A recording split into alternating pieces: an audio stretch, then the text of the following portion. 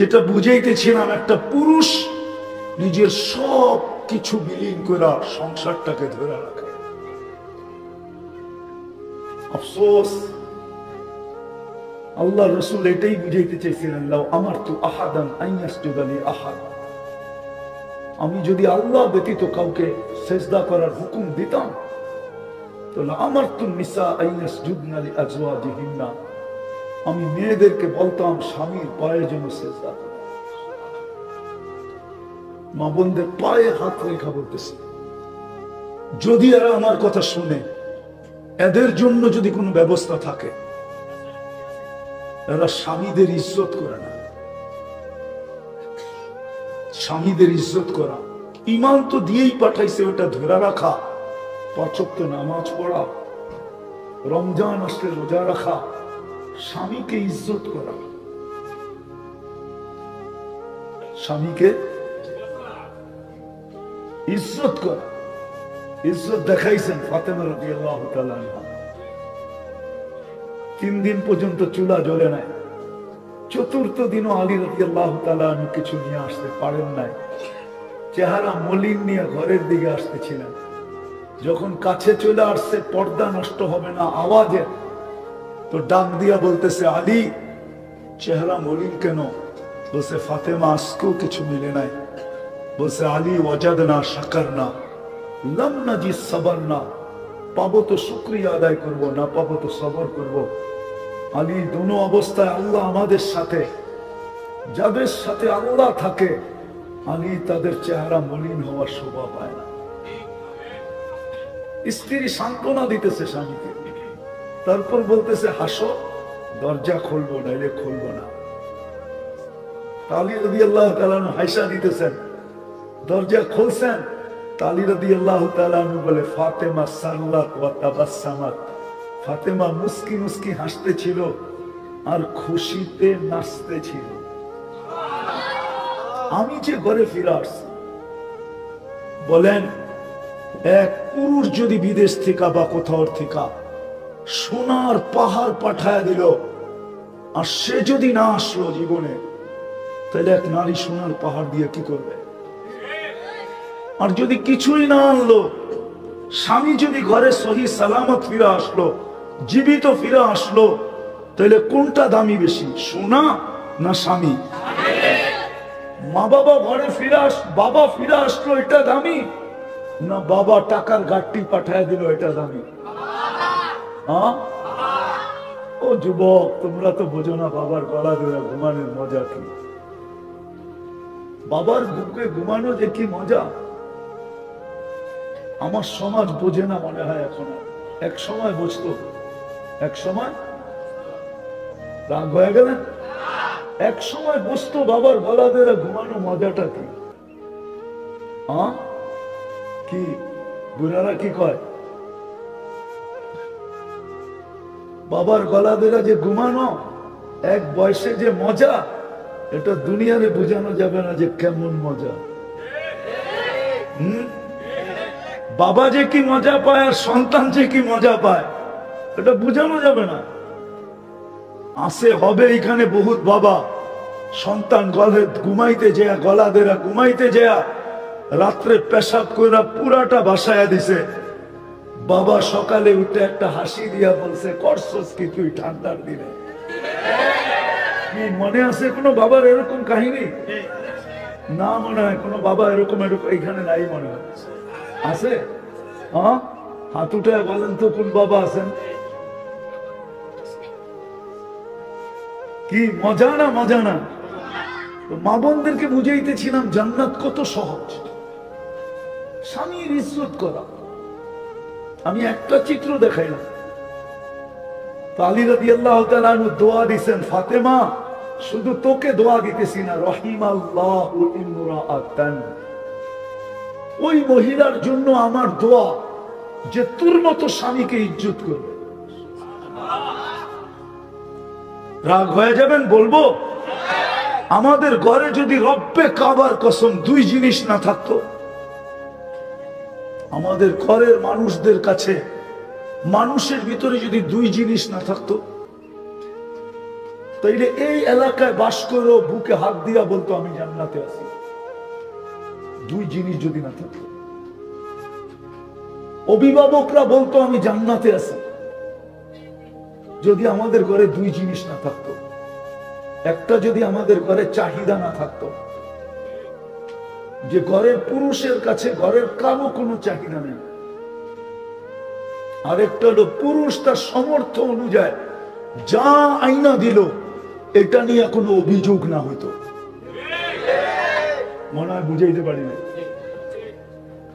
পুরুষ তার সামর্থ্য অনুযায়ী যা আইনা দিত, ঘরের লোকেরা, ছেলেরা, বাচ্চারা, মেয়েরা, মা বোন যদি অভিযোগ না করত, যেমন তার সামর্থ্য অনুযায়ী আইনা দিছে, 5 টাকার জিনিসও যদি আইনা দিয়া থাকে সামর্থ্য অনুযায়ী, ঘরের ভিতরে যদি অভিযোগ না হইতো যে এটা কি আনছো, এই অভিযোগ যদি না হইতো,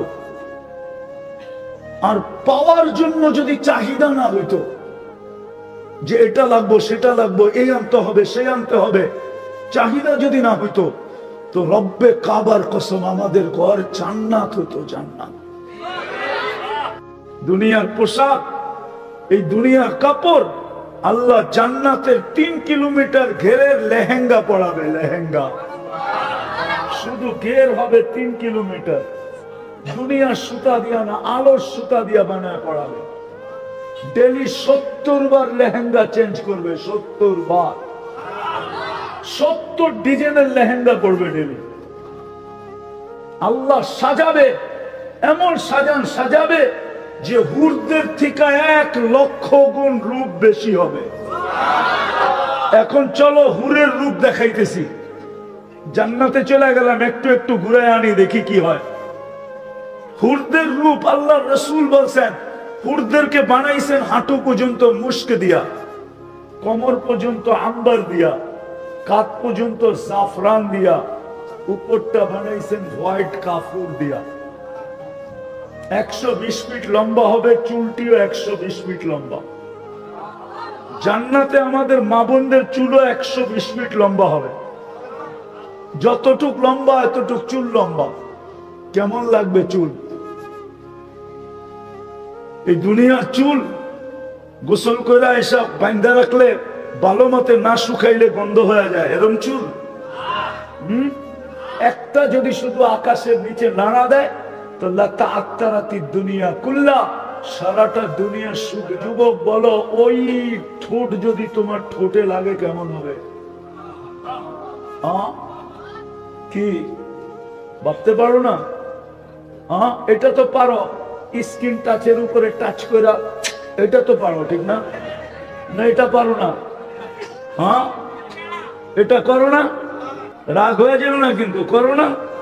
2-3 মিলা দেখতে থাকে, তারপরে স্কিনে টাচ করে এরকম করে,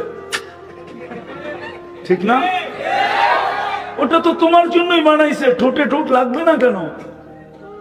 তোমার জন্য বানানো, এই জন্যই তো বলতেছি জীবনটা করো।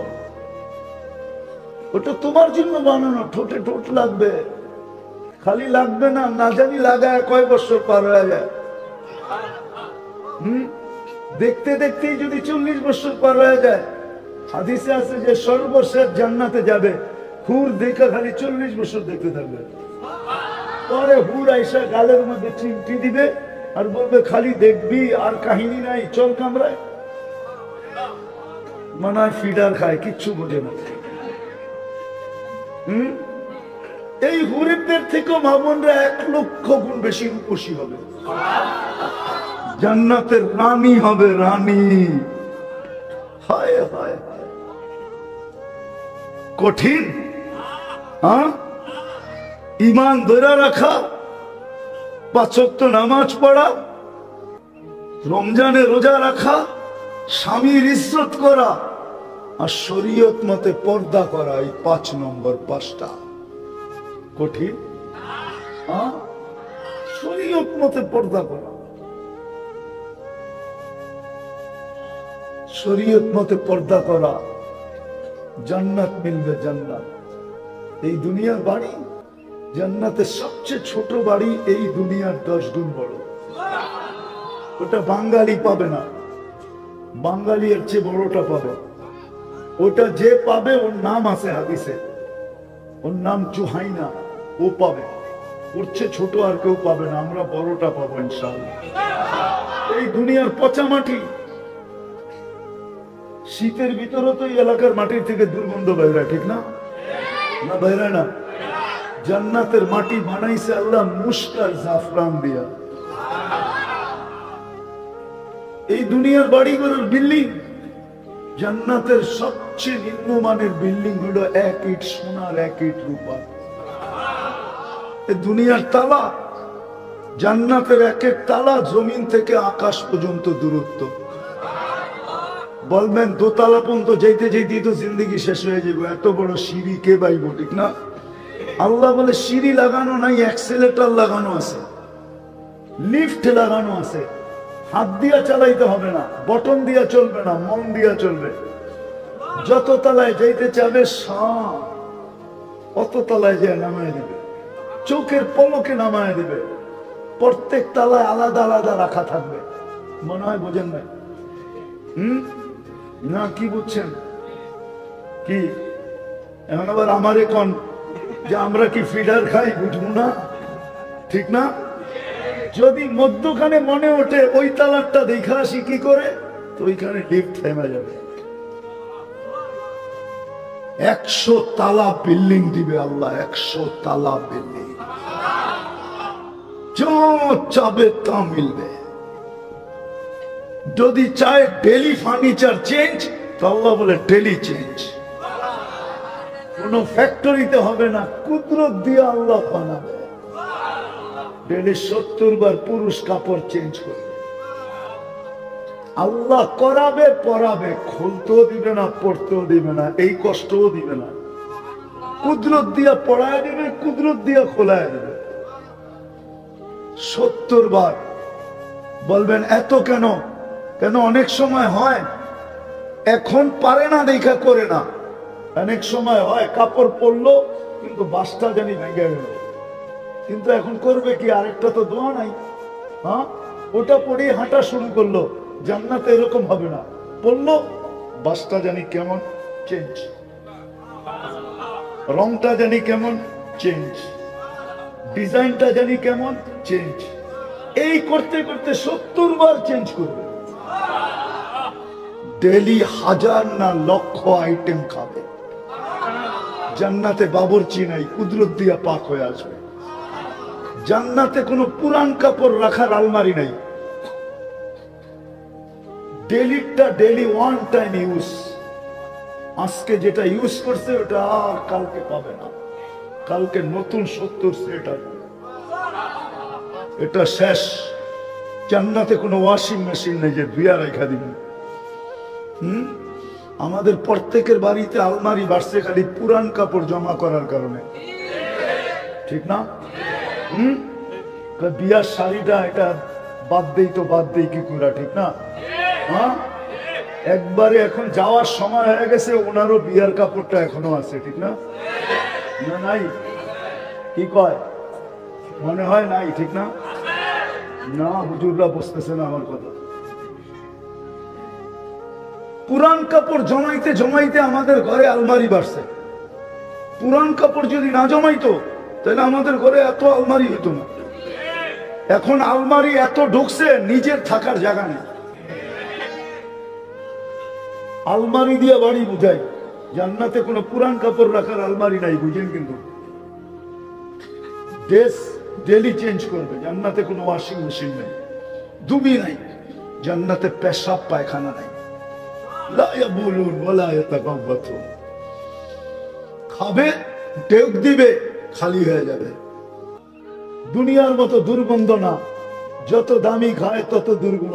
আলাইহি ওয়া আলা আলিহি ওয়া আসহাবিহি ওয়া আতবাইহি ওয়া নাইবিহি সালাতান ওয়া সালামান তুনাজ্জিনা বিহা মিন জামিল আহওয়ালি ওয়াল আফাত ওয়া তাকদি লানা বিহা জামিআল হাজাত ওয়া তুতাহহিরনা বিহা মিন জামিইস সাইয়্যাত وترفعنا بها عند الله أعلى الدرجات أما بعد فأعوذ بالله من الشيطان الرجيم بسم الله الرحمن الرحيم ومن زحزح عن النار وأدخل الجنة فقد فاز قال رسول الله صلى الله عليه وسلم اطلب الجنة جهدكم أو كما قال عليه الصلاة والسلام উক্ত তাফসীরুল কোরআন মাহফিলের সম্মানিত সভাপতি, উপস্থিত উলামায়ে কেরাম, এলাকা থেকে আগত মুসলমান ভাইয়েরা, যেই পর্যন্ত লাউড স্পিকারের আওয়াজ পৌঁছতেছে, যদি শোনার সুযোগ থাকে তো পর্দার অন্তরালে মা ও বোনেরা, কোরআন হাদিস থেকে যতটুকুই তেলাওয়াত করলাম, আশা রাখি একই সামনে রেখে কিছু কথা রাখবো। সাথে সাথে সকলের কাছে দোয়ার দরখাস্ত, আমি সহ সকল শ্রোতাকে যা শুনবো বা যা বলবো বা যা শুনলাম, যা বললাম, এর উপরে আমল করার তৌফিক দান করে। আমরা দুনিয়ার যেখানেই বাস করি, উন্নত এলাকায় হোক আর অনুন্নত এলাকায় হোক, উম্মতে মুহাম্মদী হিসাবে যেখানেই বাস করি, খাওয়া লওয়া, কাপড় চোপড়, ঘর বাড়ি, পরিবেশ যেমনই হোক, আমার কথা বোঝেন তো, সুট্টুর কিন্তু হবে না। যত বেশি ধ্যান দিবেন, দিলের কানে শুনবেন, আশা করি বুঝে আসতে পারে।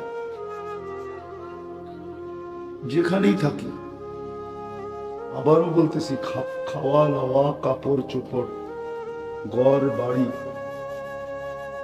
সমাজ, পরিবেশ, এলাকা যেমনই হোক,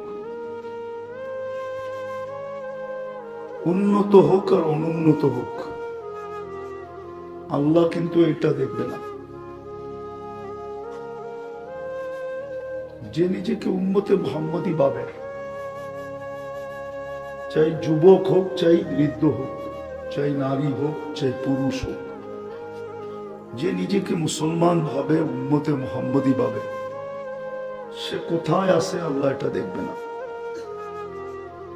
কাপড় চোপড়, আবারও বলতেছি, খাওয়া লওয়া, ওঠা বসা, চলা ফিরা, কিচ্ছু দেখবে না। আল্লাহ দেখবে যে মুসলমান উম্মতে মুহাম্মদী এই 60-70 বছর, 60-70 না, অল্প সময়। কেন আমরা যতক্ষণ ঘুমাই, কলম আমাদের বিরুদ্ধে যায় না। বিরুদ্ধে বোঝেন? আর এই ছোট ছোট বাচ্চা যতক্ষণ পর্যন্ত বালেগ না হবে, কলম এদের বিরুদ্ধে যাবে না। তাহলে এই দুই সময়টা বাদ দিলে অল্প একটু সময়। আবারও বলতেছি, কিন্তু আল্লাহ দুনিয়ার কিচ্ছু দেখেন না, শুধু দেখবেন কে এই জীবনটা গড়ল, গড়াটা দেখেন। যেমন আল্লাহ চান, যেমন আল্লাহ রসুল চান। আবার সবার জন্য একরকম না। গরিবদের জন্য জীবন গড়া খুব সহজ, জান্নাত বড় কাছে। গরিবদের জন্য বেশি না। এইখানে যারাই আসছেন, চেহারায় বলে কেউ কোটিপতি না। বড় বড় গাড়ি শাড়ি বাংলো সাংলোর মালিক না। কোটি কোটি টাকা ব্যাংক ব্যালেন্স নাই। হ্যাঁ, জীবন চলতেছে আলহামদুলিল্লাহ। এরমই তো যারা এখানে আসছেন। রাগ হয়ে গেলেন? না, মনে হয় হয়ে গেছে। জান্নাত বড় কাছে, জীবন গড়া বড় সহজ। আর জান্নাত যদি পায়া গেলাম, ওহো, ওমান যুহজিহা আনিন নার ওয়া উদখিলাল জান্নাহ ফাকাদ ফাজ। দুনিয়ার মানুষ জিতার কতটুকু খুশি করে, দুনিয়ার মানুষ জিতার পরে কতটুকু খুশি। কোরআন খুশি বলছে যে জান্নাতের টিকিট পাবে, ওর খুশি কোরআন বলছে।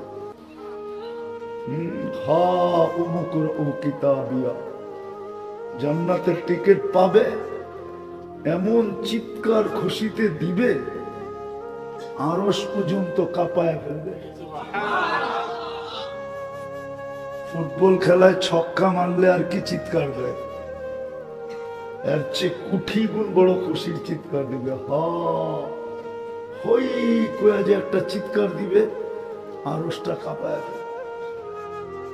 তারপরে বলবে উমুকুরা উ কিতাবিয়া, ওরা দেখ আমারটা। একজন আরেকজনে দেখাবে, দেখ জান্নাতের টিকিট। হ্যাঁ, চলেন জান্নাতে নিয়ে যাবো একটু পরে, যদি আল্লাহ তৌফিক দেয় আর ওয়েদার ঠিক থাকে, তাহলে জান্নাত ঘুরে আনবো। দেখি আজকে দিলে লাগে কিনা। আজকের থেকে জীবন গড়ার জন্য যুবক জান দেয় কিনা। দুনিয়া কি তো চিৎকার দিয়া আরশ কাঁপায় ফেলবে, ফেরেশতাদেরকে পর্যন্ত তাক লাগায় দেবে। হই কয়ে যে উঠবে, তারপর বলবে মুকরা ও কিতাবিয়া ইন্নী যানানতু আন্নী মুলাকিন হিসাবিয়া। জানতাম এরকমই ঘটবে, বিদায় গরিব হইলে কি হবে, জীবনটা বানায় নিয়ে আসছে। আবারও বলতেছি, আল্লাহ কিচ্ছু দেখবে না, শুধু দেখবে জীবন গড়ল কি।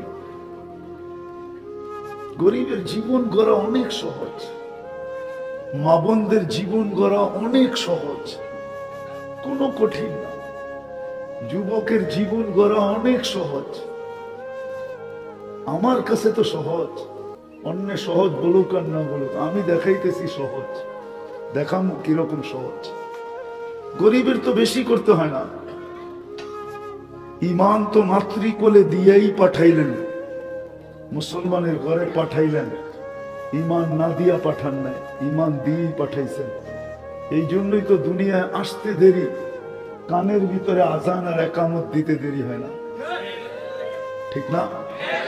এটা ইমান দেওয়ার পরিচয়, ইমান দিয়া দিল। ইমান তো দিয়েই পাঠাইছেন, শুধু এটাকে ধরে রাখা কি আমিনু আলা রাব্বিকুম, ইমান ধরে রাখো। সাল্লু খামসাকুম, 5 ওয়াক্ত নামাজ পড়ো। সুমু শাহরাকুম, রমজান আসলে রোজা রাখো। মুতু ওয়াদখুলু জান্নাতা।